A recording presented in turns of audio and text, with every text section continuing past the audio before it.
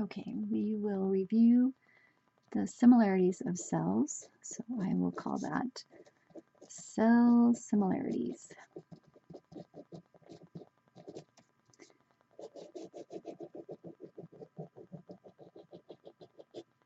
And two major cell types, prokaryotic cells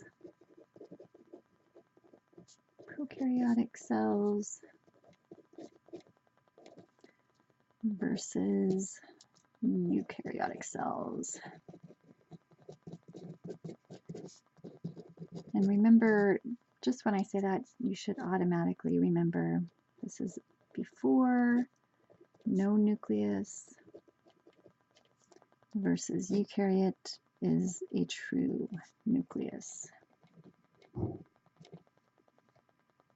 The cells as examples of each of these, we find bacteria and the archaea, which used to be thought of as bacteria, and animal cells, plant, fungi, and protistan cells over here.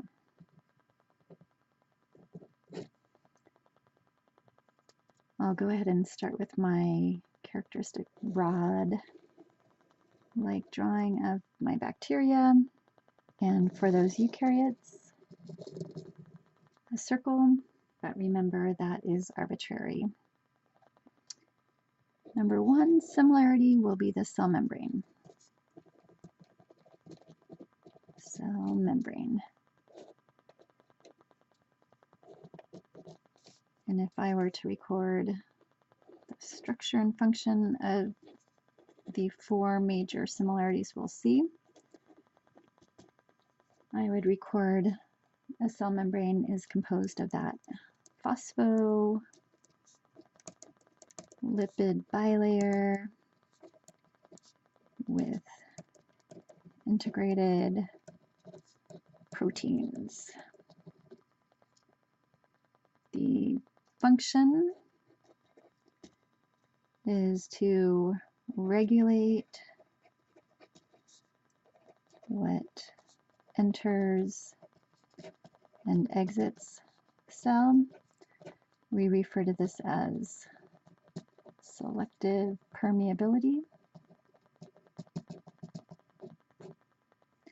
And lastly, if I were to draw a little picture of a cell membrane, here are my phospholipids.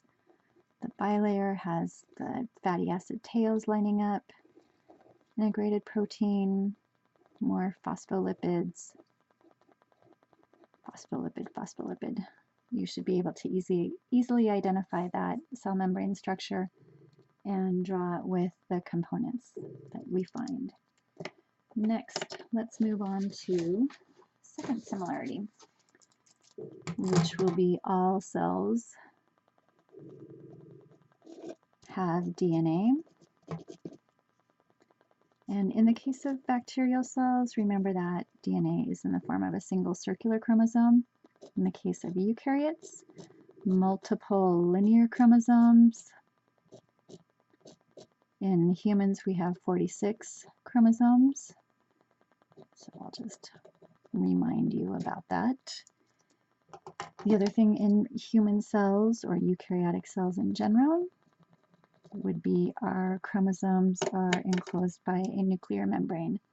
And you can imagine looking at all of those linear chromosomes, the need for compartmentalizing those chromosomes to make sure each daughter cell gets the correct amount.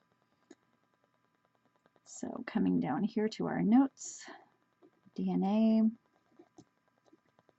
the structure would be double helix